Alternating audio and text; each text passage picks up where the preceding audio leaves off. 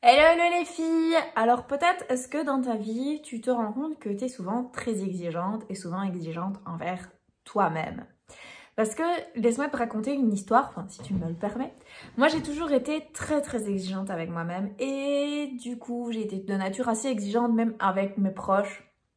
Et par moments, du coup, ça m'a joué des tours. Et ce qui se passe, c'est que souvent, quand on est exigeante avec soi-même, quand on est confronté à une difficulté dans sa vie ou quelque chose qu'on vit comme une problématique, on a tendance à s'oublier, en tout cas oublier son corps, à oublier ce que je pourrais dire son âme, à oublier d'écouter son intuition, pour être non-stop dans son mental et être dans le faire.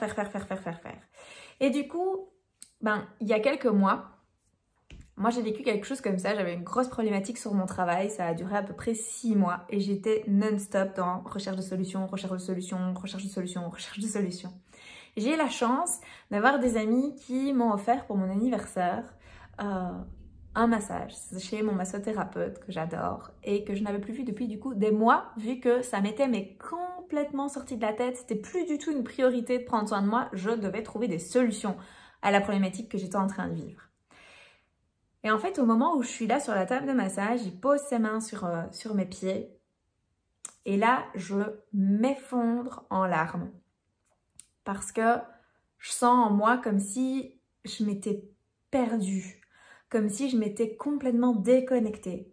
Comme si une part de moi était partie ailleurs et qu'il n'y avait plus que le corps physique qui était rempli d'injonctions, de il faut, tu dois. C'était même agressif et violent et j'avais juste envie de me pardonner de toute cette violence que je m'étais infligée sans m'en rendre compte.